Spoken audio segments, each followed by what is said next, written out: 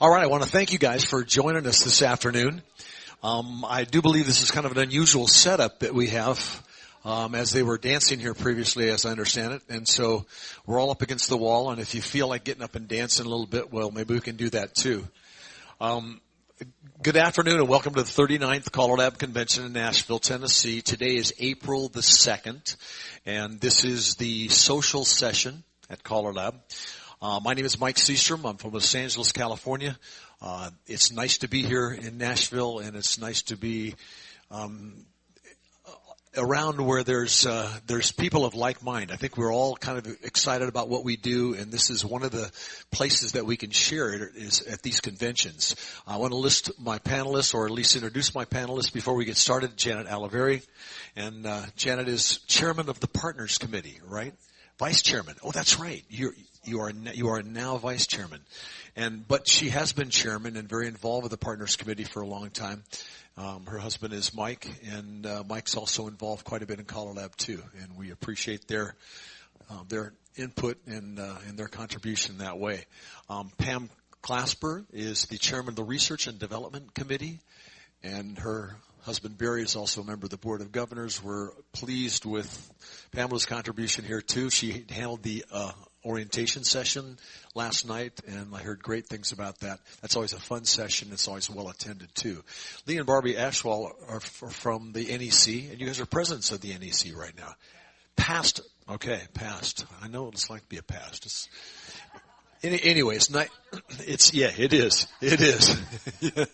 But it's nice to have them here, and I'm so pleased that they're on a panel, on this particular panel especially. I think they have something of a more unique nature to deliver this afternoon, and so I'm glad with their contribution because I think it'll be very interesting. Many years ago, in the past chairman's committee meeting, the past chairman always meet the first lunch. So we go off to a room and we have a meeting, and we were discussing how we have been involved as an organization with endorsing the dance and the complexity of the dance and the way we dance and how we teach, and that sometimes it's easy to forget about the social part of our activity and how the social part is the glue that holds our groups together. And when groups are successful, that glue is always very much in abundance. In other words, there is a social aspect to that group that makes it attractive. There's a Pied Piper in there. There's a group of people or a group of leaders that really make that group as popular as it is. And we wanted to explore some of that at this convention, and we had the opportunity, I think, to do so before. Janet, you and I were involved in a session before, and it was a fun session because there was a lot of participation. So I want to invite your participation. I'll have the portable mic. I'll wander around as we talk. If there's something that you would like to say or add on to something, I think it's okay. We interrupt a little bit. If it's not, you say, let me finish up with this part of it, and we'll go from there. So I want to invite your participation in this session because I think this is something that we can all share, and because it's taped, I want to make sure that when you have something to say, I'll get the mic to you, state your name, where you're from, and then we can go from there because the contributions, it's neat to know when you listen to these sessions where the people are from and from what point they're speaking. So if that's okay, raise your hand. I'll come around and get you in order, and we'll make your comments so that they're available for the recording. Okay? All right? You guys are all comfortable around the it's not too cold in here either. Was before we were like, anyway, it's very comfortable. Anyway, so with that said, I'm going to turn it over to Janet. Janet's going to start out our session. Okay? Hi, everybody. Okay, I'm going to talk about the social scene from the club standpoint. And I have had familiar experiences with all of this. And there's a handout. I'm just going to go through the handout and tell you what all is in there. First of all, the first subject is host couples, because that's the very beginning of your dance. You want everybody in the club to be involved with welcoming your dancers.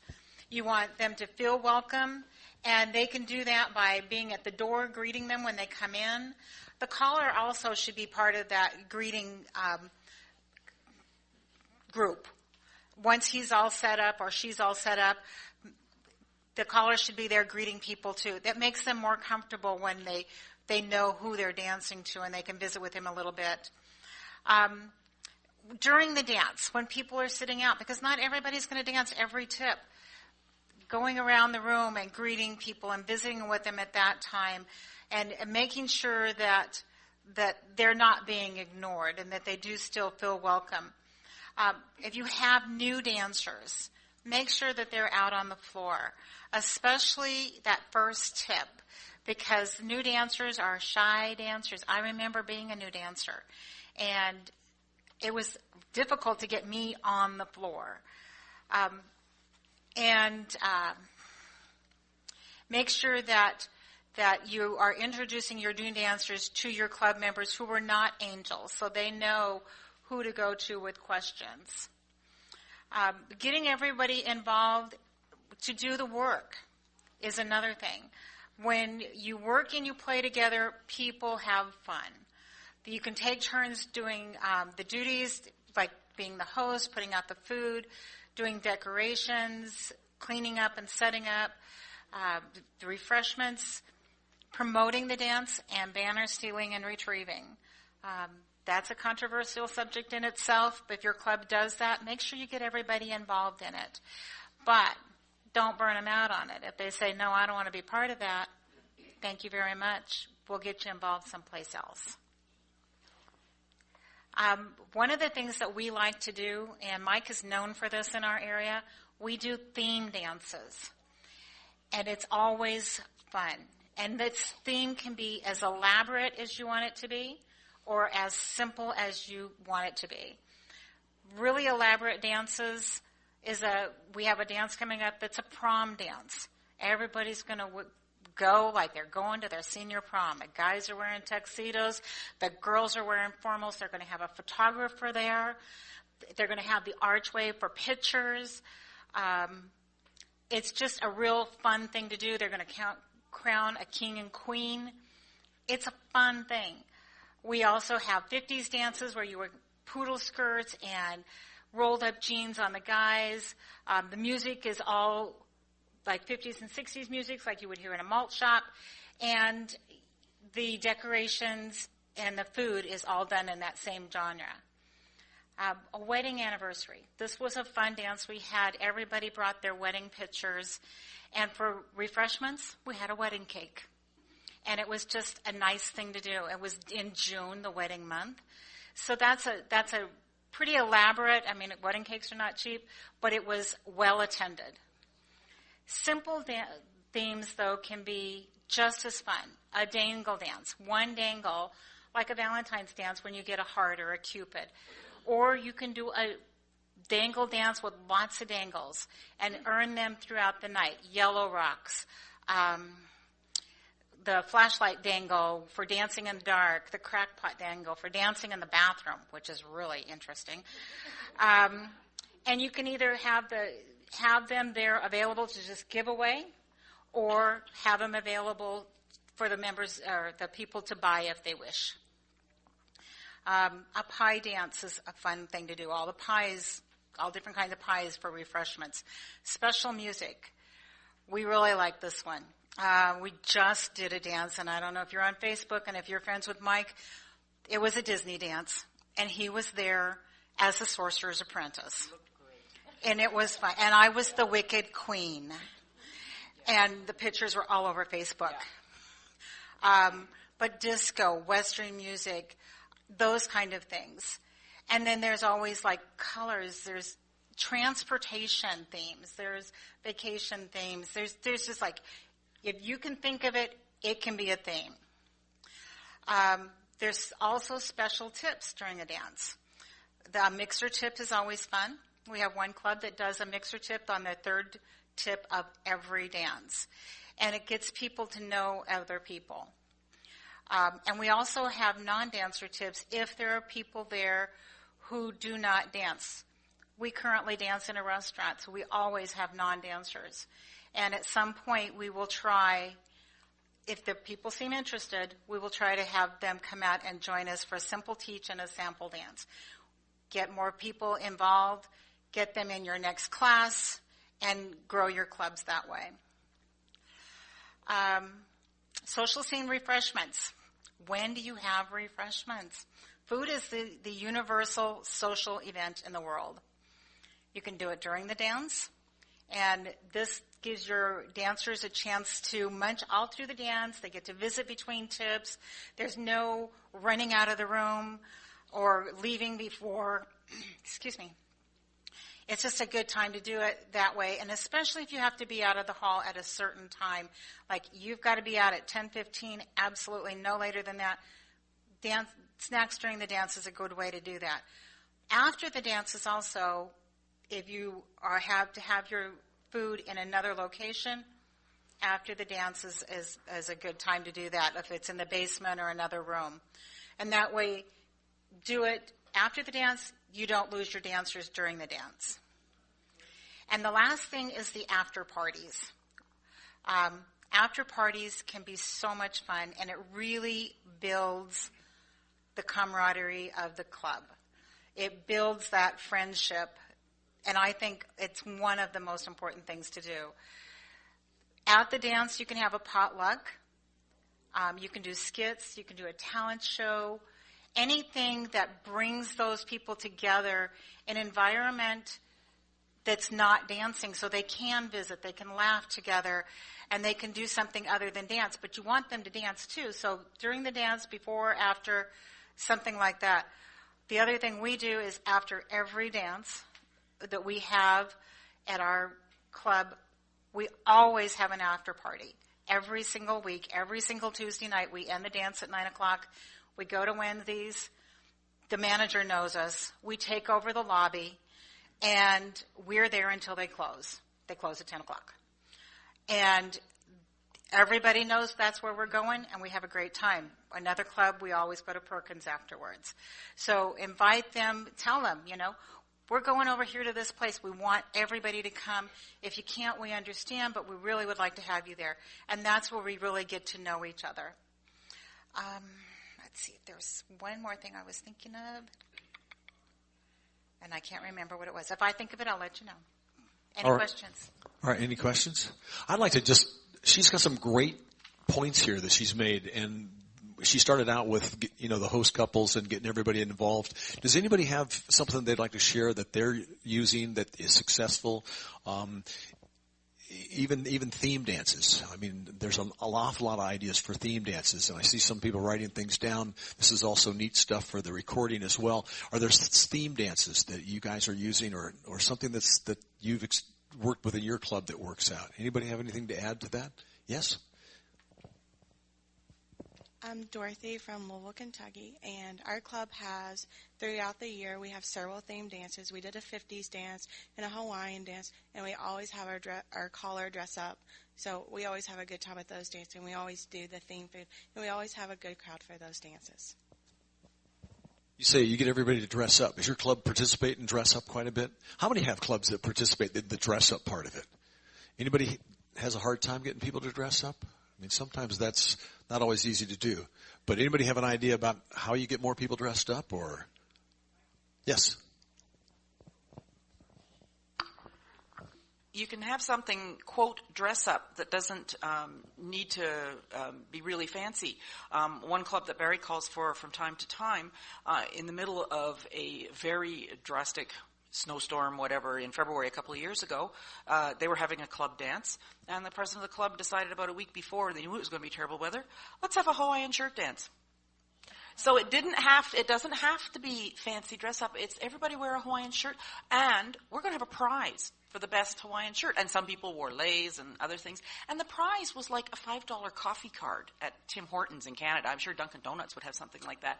But having a little prize for something like that just gets people involved. It doesn't have to be anything fancy, but if they get something, it's great. And we had a great turnout for that dance, and everybody had a ball.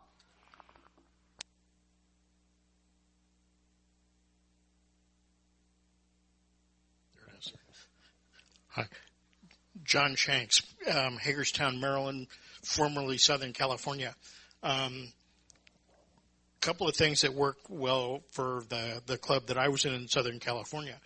Occasionally we would do what I would refer to as tribute dances to various important, what we felt were important things throughout the year, tributes to our military, tributes to something that it was, for example, that was an important industry in the area that we were in.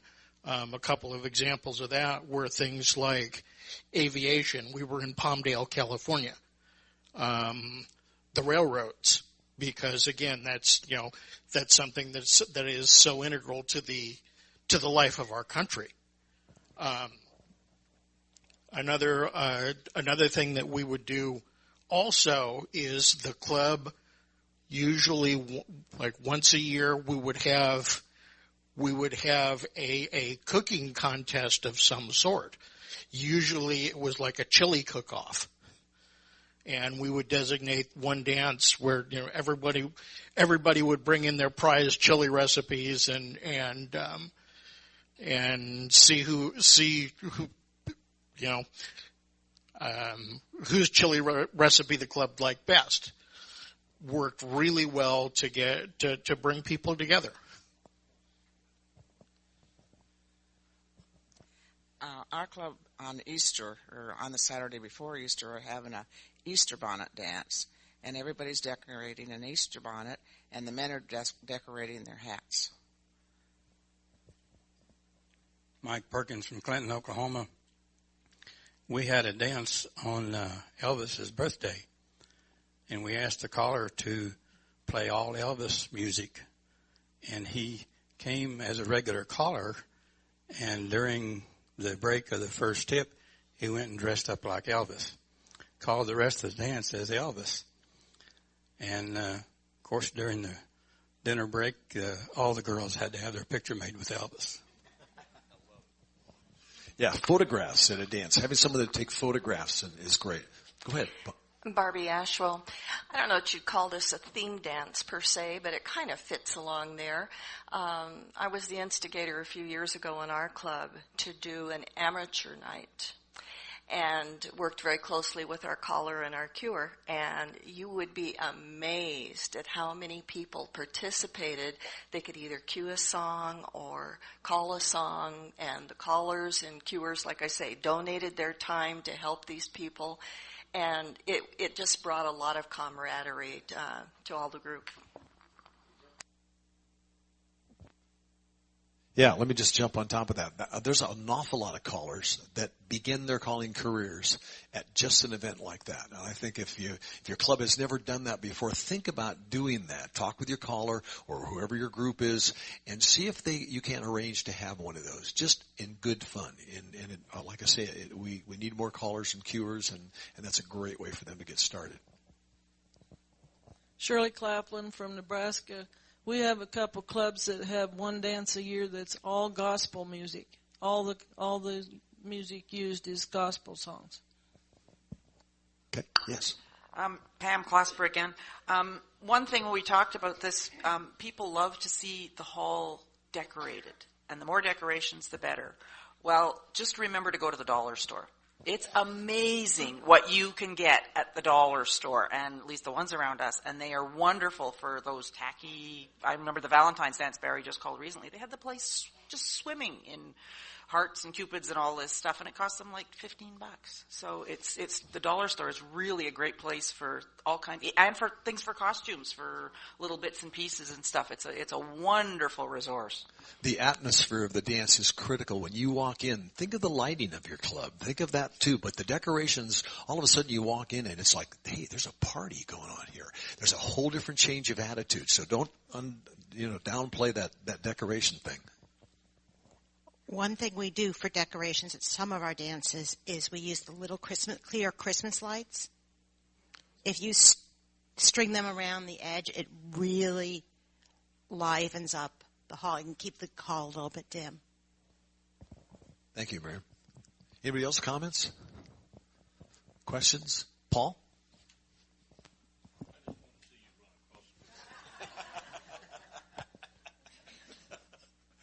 I'm sorry, I should have said that. Anyway, Paul Walker from Canopolis, North Carolina. we put on a 50s dance, and a lot of the people do dress up. It works real well. But I use all singing calls, and we have a contest. And I put out a small box with cash box on the front filled with quarters. And I said, the rules are, if you know the song, raise your hand, I'll call on you. If you yell out the tune, the name of the tune, Paul gets to keep his quarter. Because if they get the song, they come up, get their quarter. If they know the artist that recorded, they get another quarter. And we didn't listen to a lot of Motown on the stations that I listened to as a teenager because I'm a 50s guy.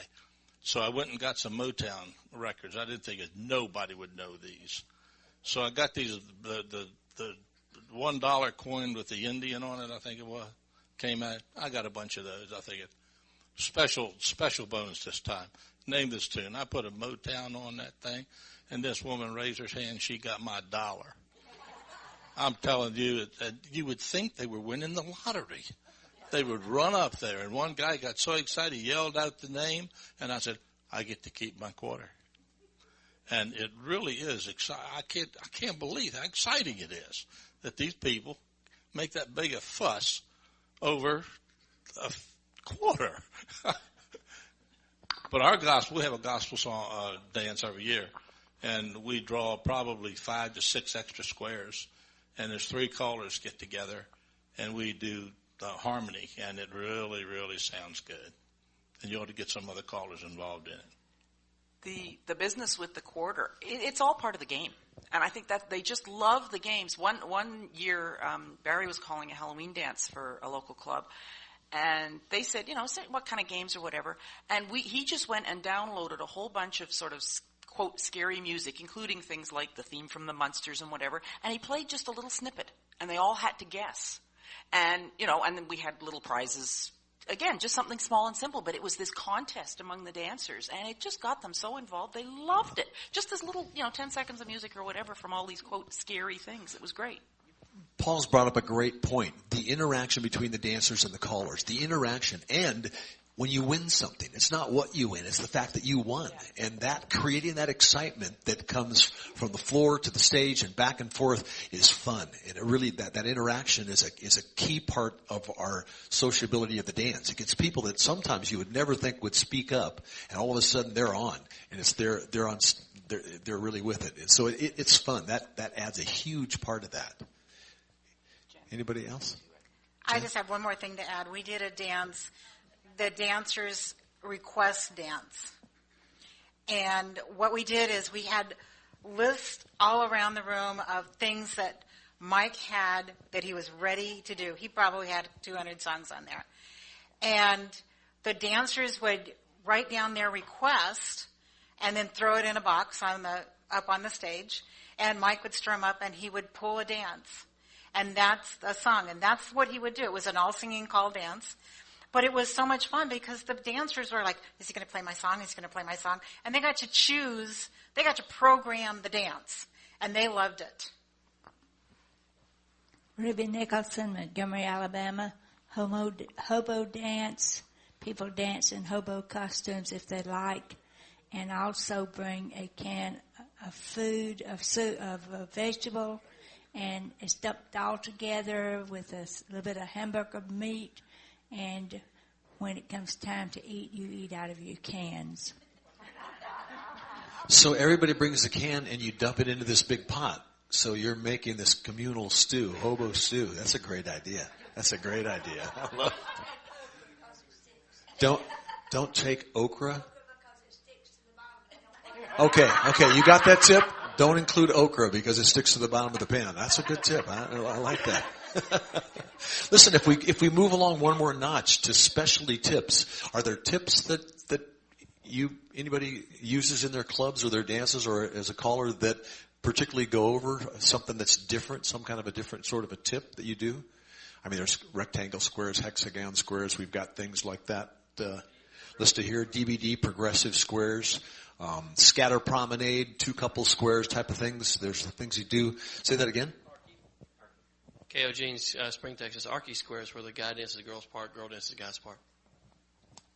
Yeah, I think that's, or where you have all girls square. We just recently did a new dancer dance at a festival, and the club that brought all their class members then had all girls squares and all guy squares, and of course they're looking at each other like, our squares is better than your square, and but it's just fun. It's fun. Those new dancers had a great time. So, organizing how you would set that up at your club, maybe you have to think about that a little bit. Harry Jelt from Cincinnati, Ohio. Try gender switch. What's that? Well, just exchange the man dances the lady part and the lady dances the man part. But as a caller, you're going to have to make it very simple because guys get a little confused. Well, so the girls get confused too. Anybody else? Theme tips or anything like that? Refreshments? I mean, we talked a little bit about refreshments. And I think that's a great idea. The communal stew, the hobo stew. Yes.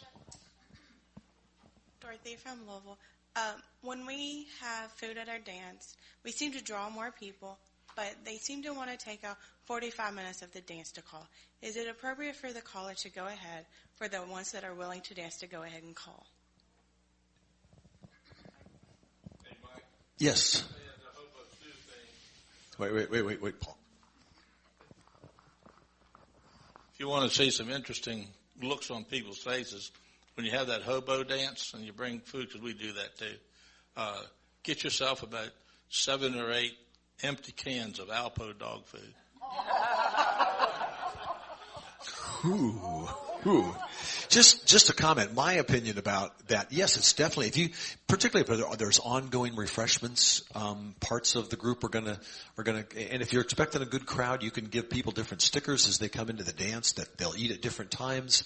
But there's people that come to the dance and not so much to eat, and there's people that come to the dance to eat and not so much dance, and you can kind of get them all working. And it splits up your group a little bit, so there's pluses and minuses, but try it and see what works with your group. Okay? Yes. Bruce Lowther from Salem, Oregon. Some of our clubs have, when they're going to have a large crowd and they want to sit down and eat, we're mainly in a mainstream area, with some people doing plus. So what the caller will do will be a plus tip. People who don't want to do the plus tip go get in line. And when the line gets down, he stops calling, and the rest of the people can go get in line. There's plus and minuses to when you have your refreshments. I can really remember a time when we all sat down and we just stopped the dance and laid out tables, and we all sat down and talked across those tables and that interaction, where we rarely do that these days. But there's pluses and minuses to the way you run your refreshments and what social thing that adds to your dance.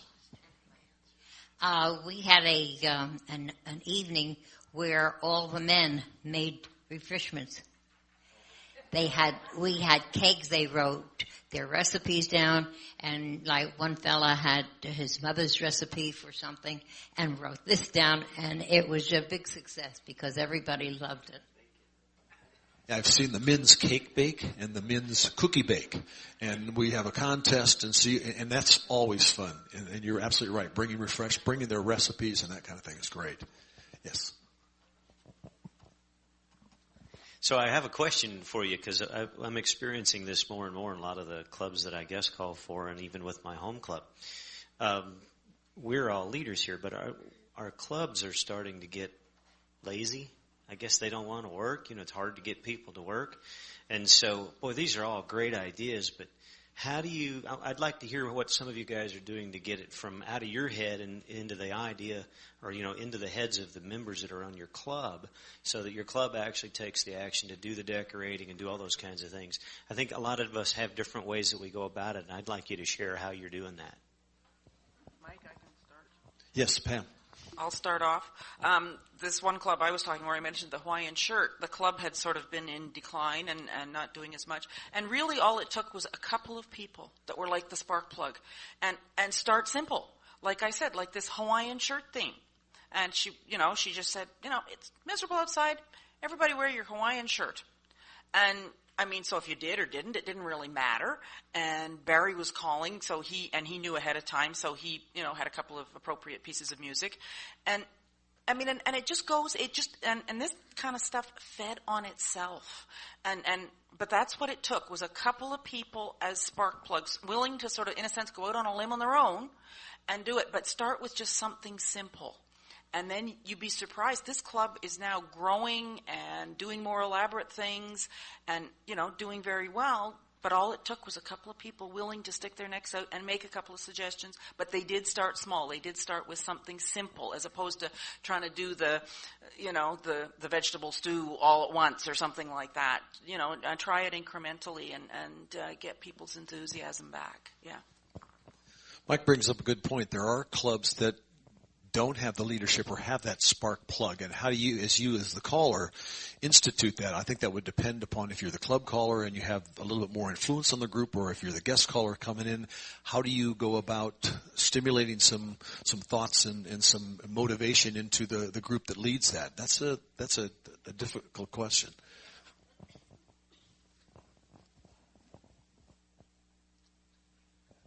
Club I call for, this is Bruce Lowther, Salem, Oregon. Again, the club I called for in Albany was a club they didn't have a lot of enthusiasm, didn't have much in the way of themes, and so we suggested to them that we start doing some themes every 2-3 months. And what happened? The club began to see some results when they started getting more people coming to their dance because of that, and that built up the enthusiasm. They're now doing a theme every month, and now talking about going to 2 dances a month rather than 1 dance a month. So you kind of feed the pump and get them going. Judy wants me to tell you about our annual Talk Like a Pirate dance.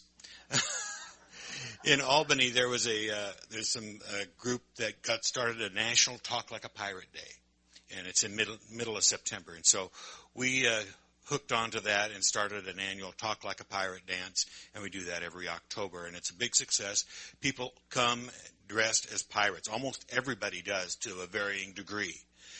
And as the caller, I tried to lead on to that. I tried to go a little overboard on dressing like a pirate, trying to build some of that enthusiasm. And I think it really helps when the caller and the cuer can really get on board with these themes and be the ones out there showing how much fun it can be. It's interesting you mentioned that. I have a patient, and he belongs to an organization that's much like a huge square dance organization throughout the United States, that they all dress up like pirates.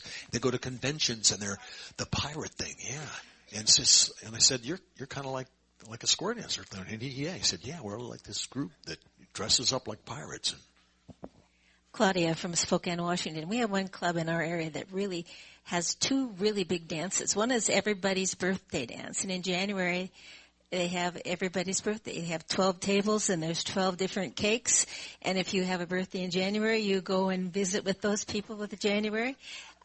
They also have a hot cookie dance. The hall happens to have 2 stoves with 2 ovens each, and the smell of hot chocolate chip cookies when you come in is a big thing, and they get a great crowd with things like that.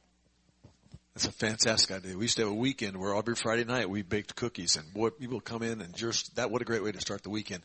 Just to jump on what Mike said, sometimes if you're not the club caller and just being able to prime the pump by making a suggestion, going to the president and saying, have you ever thought about that?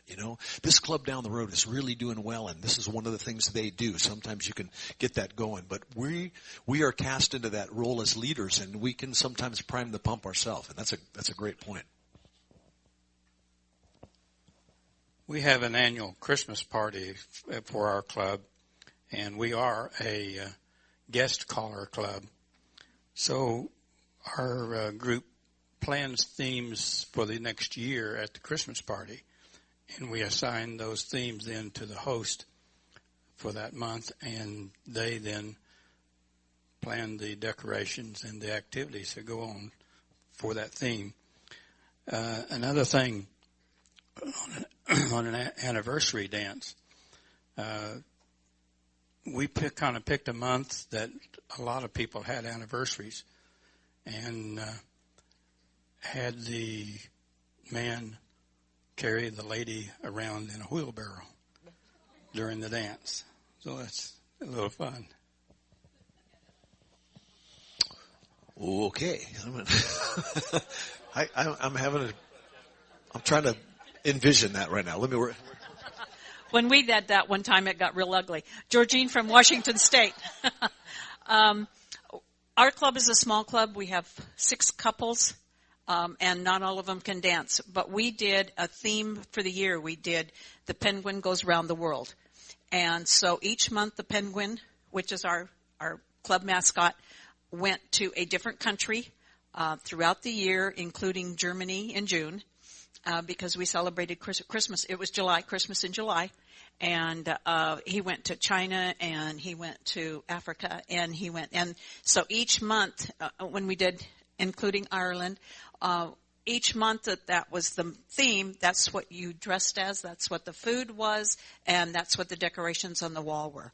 So that presented, and then we had passbooks that we made where you got your own stamp for this country that you went to, and if you filled your passbook, then you got a free dance. A free club dance. So it was a prize at the end for attending all 12 dances. The following year we did Route 66. So we didn't do the passbook, but we traveled Route 66 in each town along the way, presented its own theme, including the Rainbow Bridge, which meant that the songs then that night were rainbows. Great. We're going to finish up here just with the next comment, and then we're going to transition a little bit. Here we go. Ruth Edison from New Jersey.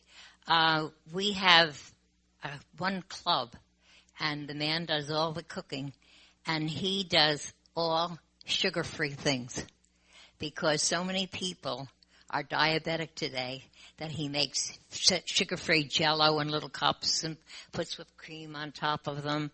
And Betty Crocker now has a sugar-free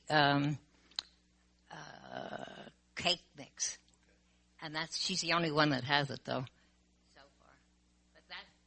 That's a good idea. I think the other thing about the sociability of our groups is that we add more people to our groups. And I've always felt like if you want more of something, that you focus more of your attention on it. And that's what I'm seeing in general around the square dance world, that those clubs that are focusing an increased amount of attention on their new dancer program are the groups that are growing and the groups that are seeing that happen. It's taken sometimes a couple of years to get the momentum going, but once that happens, that kind of feeds on itself, and those groups are the groups that are growing today. So let's turn it over to Lee and Barbi Ashwill, and we'll talk about new dancer program a little bit, okay?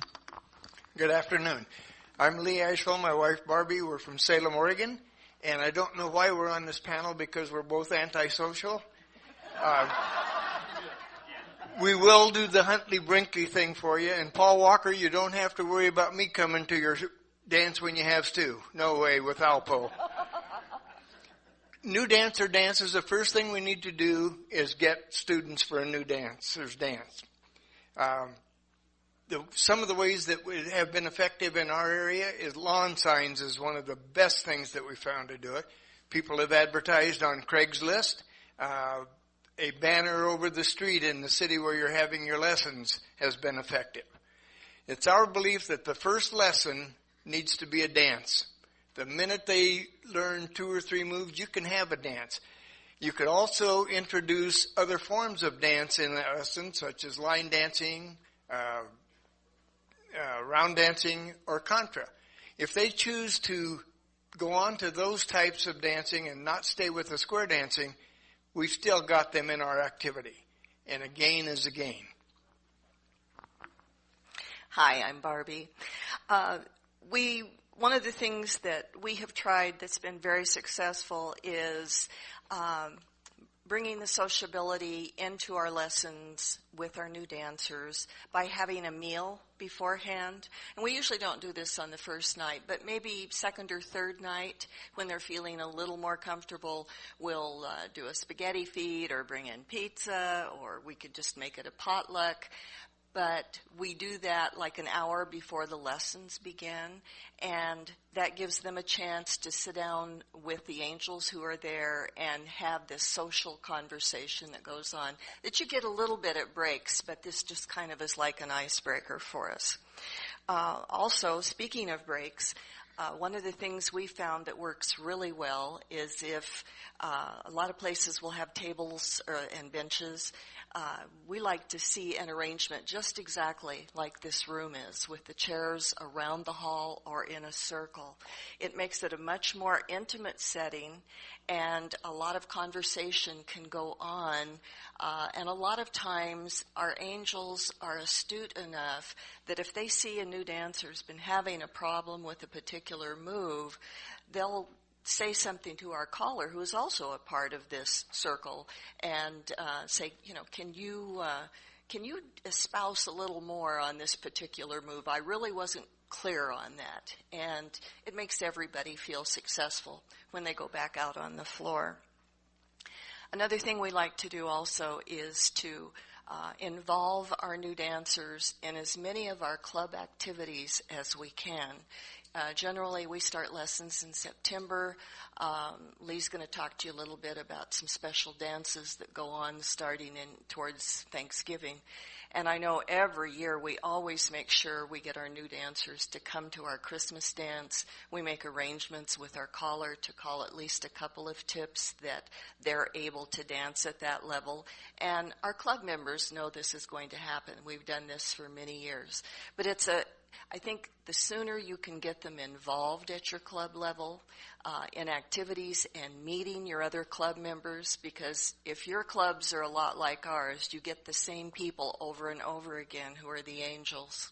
So they don't get to meet all of these other club members unless you get them involved at the club level. And when they do start coming to some of these activities, make sure that you're sitting with them, sit with different ones during different breaks so you get acquainted with all of them and they have a chance to get to know you also. But I think it's, we have to think that this is a party. We're hosting this in our home, and we need to do whatever we normally would do to make people comfortable. Lee Ashwill, I hope that you've noticed that we use the term new dancer. If I hadn't been hooked on square dancing my very first lesson, I would have never gone back, because the word beginner really irritated me. And we still hear that term used, and it still does not sit well with me. We like to know that they are new dancers, because the minute they step on that floor and the caller speaks to them, they are a dancer. Angels. Angels are really angels, but they can also be a hindrance to. It seems like the people who volunteer to come out and be angels are probably the weaker dancers in your club. Well, that helps them to become stronger dancers, but they can also hinder the caller's instruction to the new dancers on the floor. They need some strong leads sometime to help the caller teach them a move. And so if you can encourage your stronger dancers in your club to come out and help angel that class, it'll help the caller, it'll help the students, and it will help your club in the end. New dancer dances. In our area, we have new dancer dances in the Mid-Willamette Valley area, in Eugene. In Portland, they call them jamborees. But we accompany our new dancers to as many of those as we can. They get a little booklet. If they attend 80% of the new dancer dances held in the area, they get a little dangle that says New Dancer Ambassador. Doesn't cost you much, but it means a lot to those dancers when they go out. We start in September, and those new dancer dances begin the latter part of November. And there's usually at least one a weekend, sometimes two a weekend, and you can't get to all of them, but accompany your dancers where you can. These are just a few of the ideas that we have. They're certainly not the best, probably, but it's what we think. Wanted to share them with you. Square dancing is still a social activity.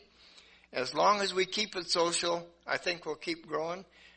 We need to grow, and we need to help get scholarships for our new callers. They need the help. Thank you. Very good. This kind of opens up a whole other topic to us, these new dancers, and so I'd like to open it up to the group to see if there's some of you that maybe have ways that you have promoted your new dancer program or made your new dancer program successful. I'd love to hear them. Miriam Baker, Belmont, Massachusetts. You asked what you can do as callers to help the clubs do this. And in our area, it's our local callers organization that sponsors the New Dancer Dance. So that's one thing you can do as a caller. Yes, if there are not new dancer dances in your area, absolutely, your caller association should, or your caller association should promote those dances and make sure that they get out and support them too. Kale? A couple of things our area does. In my personal club, every first dance of the night is done with the class, and that gets the entire club mingled with the class. Also, our area, the local organizations, like the Houston Caller Association, they'll put on that type of dance. But what they do is most of the callers in the area will donate their time. And you'll have 5 and 6, 7, 8, 10 callers. So they not only get to see all the other dancers, but they get dance a bunch of callers as well. Just as a show of hands, how many of you have at your new dancer dance, with your new dancers, have a halfway dance? They're successful, right? They're usually well attended, big dances. Make sure you have some special theme dances for your classes. Not only make that new dancer dance a dance, but have themes for those dances. Have decorations. Have some of those people bring refreshments. Get them involved. If you get your class involved in an early stage and get the dancers involved in an early stage, bringing the refreshments and just having fun and making it an event itself. Each of those new dances, as I call them, rather than lessons, is going to be a dance and an event all by itself. So if you think of it in that way, you can make a party out of every dance night that your new dancers meet. In Spokane, we have about 25 square dance clubs, and we have a colors organization that uses the CALLERLAB teaching list, and each month we set a level for the new dancer dance, and they get to come and dance to all the callers, and they get to hear the voices, and they know exactly what that nothing's going to be called that they haven't already had, and each month it progresses as they progress, and by the end of the year they're really comfortable dancing to everybody. They hear each caller has their own way of delivering the commands and has their own way, and it gets all the new dancers dancing together. We've done it for years. We've had good success. It's something we continue to do.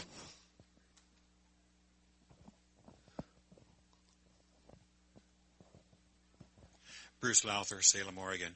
I teach for 2 different clubs, and the difference between the clubs is kind of interesting. One in Corvallis, they're very astute at integrating with the new dancers. Everybody comes to before the lessons 15 minutes early, including the students, and they visit. Then after the lessons, they always spend some time visiting before they go out, and very astute at working together. My other club in Albany, they would come just in time for the lessons. Lessons over, everybody would scoot out the door. And we weren't getting enough of that integration. So what we did is 2/3 of the way through the lessons, I usually do a review for a half hour, teach for a half hour, and then a review. Before that last review, we go downstairs for a 15-minute break. And the total function is we have some food down there, and everybody's supposed to just visit and get to know one another, trying to integrate the new dancers with the club members. And it seems to be working. The other thing that we did, we kind of stuck our neck out as a group, is at the halfway point, we begin to invite our new dancers into our club, and every other tip was for new dancers. Now, we have a setup that there is a place outside where everybody eats, kind of a foyer where everybody eats, so people would go out and eat, and we try to... And at first we were kind of wondering if that would work. And there were even some clubs in the area that said, we're not going to come and dance with you guys because half of your tips are for your new dancers. What we found with our group was that our dances grew because people not only came, but they brought their new dancers to our dance. And so now there are several clubs in the area where every other tip is for their new dancers. And it's really helped with the social part of meeting everybody, greeting everybody, that kind of thing. It's huge. Can I open up a bucket of worms? Okay. Square dancers, new dancers come to dance. They pay their money. They work hard to learn to dance. We have a graduation. We say, well, now we're going to initiate these people. You do something really stupid, like dance with bags on their heads or dance in shoe boxes, And I think I'm definitely opposed to that. I think it's embarrassing to these people to make fun of them, and I think you lose people in your class when you do that. You should, new dancers, I think you should take some of the regular dancers out and do something crazy with them, but not with the new dancers. Don't embarrass those people. Jerry brings up a really good point. Or at their graduation, preach about the responsibilities of a square dancer and that they're eventually going to be an officer and blah, blah, blah, blah, because you drive them right out the door. I had a class like that, just drove them well. I mean, it sounded almost like we were a cult. And all of a sudden, these people are thinking, oh, my gosh, what have I gotten myself into? And we didn't see them again. So, absolutely, the care and feeding of new dancers is critical. Yeah, Bruce Lowther, Salem, Oregon again. On the idea of not embarrassing new dancers, one of the things I encourage my angels to do, instead of raising their hand and saying, Bill Smith over here needs help on this particular move, I want them to always ask the question in first person. Could you explain to me how to do this right and left through? I'm turning the wrong way. Everybody knows that this person knows how to do it right, so he's not embarrassing or putting himself on the spot, but he's saving that new dancer from being embarrassed. Very good. Good point. Anybody else? Yes, K.O. K.O. Gene Spring, Texas. Something that one of the clubs in Houston area is trying is they're going to assign every couple in new dancer with another couple, so that in that very situation they may be too embarrassed to ask, but that couple will raise the question for them or whatever questions they have, and they kind of bring them through the whole process. Good point. Go ahead, Barbi. Barbi Ashwill. I just wanted to mention also, don't lose track of these new dancers once class is finished. If they're not there, again, maybe assigning a couple, because we've talked about mentoring also. And it's your responsibility to call this couple or two couples, whatever it takes, and call them 2 or 3 days ahead of time and remind them that the dance is this Saturday night or whenever you hold your dance. And if need be, offer to go pick them up. I mean, you aren't going to have to do this all the time, but sometimes as a new dancer, even though you've graduated, it's kind of scary walking in the door all by yourself. You bet. And having a class coordinator that would call somebody during your class phase and say, hey, we missed you last week and hope you'll be back and we'll look forward to seeing you and that kind of thing. Because if people know that they're missed and that people are noticed that they weren't there, that means something too. Bruce Lowther. One of the things I've noticed is you're right after the lessons get over, sometimes you don't see new dancers come back. And I think a lot of it is that fear factor. This year I'm tried to set up a set of workshops for people to come and just kind of work on mainstream dances and the idea of and I encourage my new dancers to come to that. This is the first year I've tried it. It hasn't gone over too well, but we're going to try it again next year as well. To try and give them a safe place to come and work on weak areas. Judy Russell, Salem, Oregon. Another thing that we have going on right now, we have 4 square dance clubs in our area, and they have formed what we call an alliance. In other words, they're out there to help each other.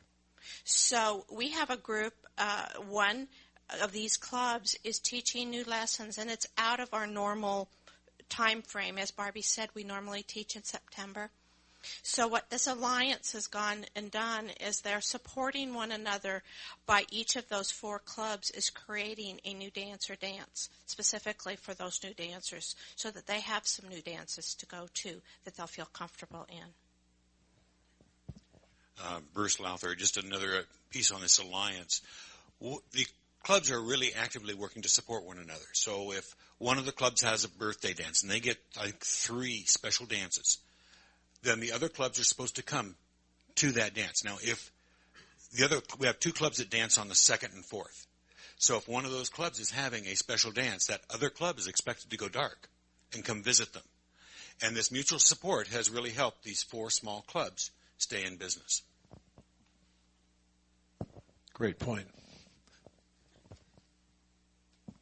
Claudia Amsbury, Spokane. Most of our clubs quit dancing in the summer in Spokane, and so for the last 25 years, we've had a mainstream fun shop on Monday nights all year long, all summer long, and it's geared to the new dancer. They can come in and they say, I don't remember what that tag the thing is. Would you tell me, or would you dance it tonight so that I understand? And we have had many dancers tell us if it hadn't been for the summer workshops, they would not have come back in September because it's too long a break without dancing. And so we feel that our fun shop has really done a good deed for dancers. We've had clubs also that have danced a couple times a month, and for some reason or another, competition with other clubs, one of their dances hasn't been successful. And so they decided to trade or make that dance a new dancer dance at the same program where most of the clubs and classes were in the area. And at first they struggled a bit, but now that's the biggest dance in the area. And we have now, because it's been going on for several years, that particular dance has people that go to that dance that don't necessarily feel up to dance in the Plus program, but they know that once a month there's going to be a great dance they can go to that's geared for the new dancer. It's going to be fun.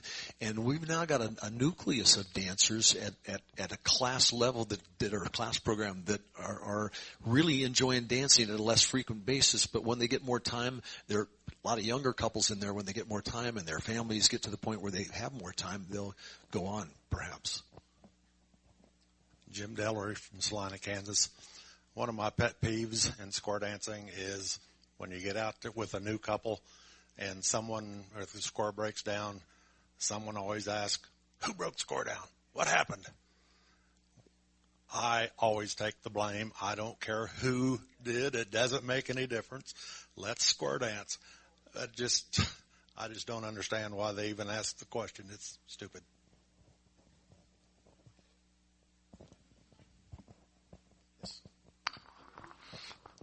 Lee Ashwill, one of the things I want to say to the callers in this room, being a non-caller, you guys are really important, and you're really important to these new students. You always have a special place in your heart for the person that taught you to square dance. I still remember Hal Dorman taught us, and if he was alive today, I'd be at his dances. Georgine from Olympia, Washington. Dave Harry from Linwood calls a First Friday fun dance, and it is geared to the floor. So everybody can come in, and that's what he dances that night. And he, of course, can throw in some line dancing and things like that, but it is geared to that new dancer and the floor level. All right. Pam, why don't we go on and kind of round this thing up, because Pam's got some other points that we want to add to this, okay? Well, what I was going to talk about new dancer promotional events. Is that what you? Because I'd add, yeah. So basically, what we're talking about here is, in a sense, party dances, what we used to call one-night stands. They can be used to promote modern Western square dancing. I wouldn't recommend going out and advertising lessons or whatever at any one of those dances. Modern Westerns, we've all been complaining, it's not like it used to be, da-da-da-da-da. Well, no, it isn't. But you go to a party dance, if people are upright, dancing, having a good time, let that be. Just let it be the way it is. Frequently, there's, people, they'll hire you to do, they want a theme dance of some kind. These days, frequently, it's because they're having a hoedown or a country western theme or something like that. Find out what the theme is when you're talking to the organizers. There may be music that can be involved with that. Find out, one of Barry's first questions when he's asked for these, is there going to be alcohol involved?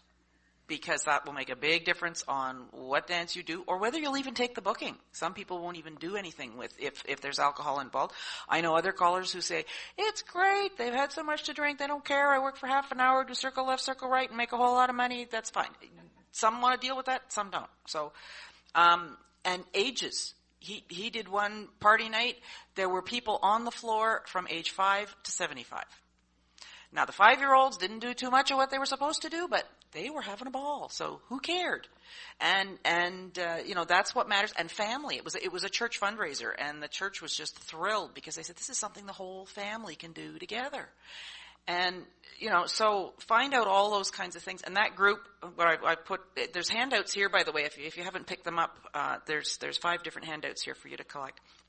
And one thing I put in was, this group had requested the Virginia Reel. So he came prepared and taught them the Virginia Reel. They loved it, they had a ball. Line dances, you can put on, the electric slide, the Macarena, a few easy ones. Even if you don't teach line dances, you can put those on. You can find them on YouTube, things like that. So, party dances are always a great, when you're at one of these, have lots of your business cards, have information about, classes in your area. Don't put it out and advertise it, but somebody may well come up and ask you, so be prepared for that. But like I say, don't sort of ram it down people's throats. Just let it, when Barry started one of his groups he's working at a senior center just outside Toronto, and he was going to do basically a series of party dances with them. And, the senior center wanted something a little more active because it's 55 and up, so some of the more active seniors, they wanted something more active than the cards and things that were going on. They got on the internet and found out about this modern Western square dance. He's now got one group dancing mainstream and one that's almost finished basics. But they pushed him into it. So he let them drive it, and they're so enthusiastic. They're having a ball. That's sort of one of the main things. So it can, in a sense, be used as recruitment, but don't ram it down their throats. Just let them have fun, as long as people are up and dancing and enjoying themselves. I mean, twice, he's only done 2 party dances so far because he started life as a challenge caller, and he's gradually got to the point he feels comfortable doing these. Both times the problem was there were way too many people for the space they had to dance. And they didn't care. They were so jammed up. He wound up doing most of his stuff in Sicilian circles. He didn't even really get them in squares. Didn't matter. There is so much you can do in Sicilian circles, and it's all the basic stuff like a pass through. They just do it. Don't stop and teach for those kinds of dances. Just you can basically talk them through so much choreography that and often they only want an hour or 2 hours on these things, so you can get them through a lot of stuff. If I can interrupt you for just a second, the master of party dances happens to be here with us in the room. And if you have not had an opportunity to get his recording of party dances, I recommend it at every caller seminar that I do. It's fabulous, and it just shows him doing a party dance. And Jerry Helt does a fantastic there you go. But I just want to say it's for the Kentucky Dance Foundation, and it is a fabulous work. And to watch a master do it and to see how easy he has the whole floor going through things, it should be part of every caller's collection. Yeah, ditto from Mike. And Bob Riggs is the one back in the corner there that Mike was talking about, if you don't know Bob. One of the other things that sometimes can be used to try and bring new dancers in, and I don't think at least in our area, we don't see them as much as we used to, and that's demonstrations. I don't know if they work in some areas or not in others, but in our area at least, they work better if people do not wear traditional square dance clothing. Because these days, a lot of people are saying, oh, I don't want to wear that stuff. You'd have to judge your area. Some places they love to dress up and they love the look of it. So that's one of the other sessions we've got here called Caller Judgment. And again, if you're doing a demo with a group of people, keep it simple. You want people to be able to think they can do that. There's no point in dazzling them on a demo with a relay the deucey or something like that, because they'll think, I could never do that. So you want to keep it so that people, again, your simplest choreography, flowing, make it look like fun. Dancers, smile, have fun. You want people to think, hey, I could do that. That looks really cool. So that's sort of my suggestion for that. Home parties, again, how much space is dancing? What floor surface? Is it going to be in the backyard? Is it going to be, all these? Do you have a checklist somewhere, Bob, in some of your stuff about all the questions to ask? I know Barry's created one of his own that he sends out when somebody asks him. Have you got okay, wait till Mike brings you the microphone. About 10 years ago, I did a DVD on how to arrange a dance party. And the DVD actually has a whole set of information that goes with it. There is a handout that goes with it. And the DVD is actually a dialogue between myself and a person who was trying to book me. And it was Kit Galvin from Colorado Springs. And she did a great job of being an adversarial kind of person. And it's actually a very entertaining little DVD. She didn't follow my script at all. And as a result, it turned out to a great DVD with a lot of the kind of information that Pam's referring to about what questions to ask, about the service, about the music, about the crowd that's coming, and so on and so forth. So that's a great reference. Thanks, Bob. And one other sort of just, I meant, because I sort of followed, Mike had put out an outline, so I sort of filled in the outline with my little notes here. Sometimes you'll get asked to do cause events. Like I say, Barry was been asked to do a couple of fundraisers. Well, it turned out they were sort of like one was for a church and one was for a choir. There was no sort of anything particular. But I know Miriam's husband, Clark, has done father-daughter dances, and you'll get them for what you guys call Girl Scouts. We call them Girl Guides in Canada, but, you know, father-daughter dances, summer camps, things like this. So, again, this all comes under Bob's list of questions and things to find out about and stuff. And, you know, and again, there might be some appropriate music or something you can use for a quote cause dance if there's something that you can find or you can know. So basically ask this whole series of questions. I know Barry's built himself, like he sends out an email to them right away with a whole list of things, and then either they answer it or they talk on the phone and get it sorted out. And so party dances are wonderful, and like I say, I strongly suggest just let them be a standalone. One of our local clubs, what did they call it? They didn't call it a party dance. They called it an open house dance.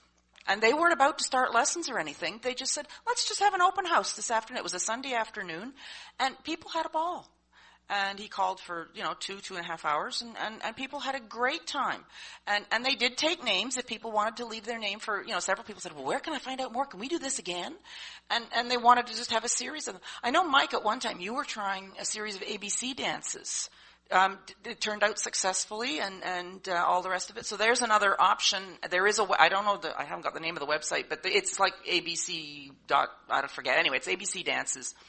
And I'm sure on dosado.com or something you could find a link to it. And there's lots of material there. I mean, basically it's a series of one-night stands where you sort of have a little core calls that you teach, and then you sort of have an A dance and a B dance and a C dance. So you've got different groups of things. So if you want to elaborate on them. On top of that, there's also clubs that about 3 or 4 times a year sponsor a club event that they open up to their friends and neighbors and have a Christmas dance or a Halloween party or whatever and invite their just friends. And a lot of times people can bring family and neighbors and stuff like that you otherwise would not be committed to a whole entire thing. But over the years, those clubs develop a list of people that when they do have a new dancer program beginning, there's a group that you can reach out to that's a lot easier to come your way and recruit from because they've socially integrated with your group to some extent, and it makes a big difference. So. Yeah, and I can't stress enough, several people have mentioned they do it in their area. Dances for your new dancers. I mean, this was, there's some areas they tell me, our destination level is plus. I mean, can you imagine not going to a dance until you've reached the plus level? I mean, I think that's atrocious. There's about 4 callers in our area that are teaching new dancers, and they actually still call them basics dances. That I brought the flyer. This is the one for Barry's group that they did in February. So, they said, come and dream of the beach in February. We had 13 squares at this dance on a Sunday afternoon, and there's 3 or 4 callers teaching it. So again, they hear the different voices because all the callers come and Barry said, it's great. I ran a dance. I only had to call 2 tips because the other guys all took their turns. But the dancers hear the different voices. They get to know the dancers from the other clubs. His dancers, there's only 2 squares of them, and they put on this dance for 13 squares, and they provided the lunch and stuff. They were so proud of themselves. He said they were floating on air for 2 weeks afterwards. So, and these people can bring their friends, but a series of party dances or something like this can lead to recruitment. But as long as people are dancing and having fun, who cares? All right. I think that is close to wrapping up our session, I want you to go away and ask yourself what you can do to either promote the sociability of dancing or the sociability in your own club, or if there's a group, as Mike pointed out, that you come into and they could use a little bit of infusion of ideas. Provide a little bit of leadership and provide those suggestions about what they might be able to do to increase the sociability and invite more people in and become more part of their program. So I want to thank Lee and Barbi for their comments on New Dancer. I want to thank Pam Clasper and also Janet Olivieri. Thank you guys for being here. Thank you for attending our session. Enjoy the rest of the convention. It's break time.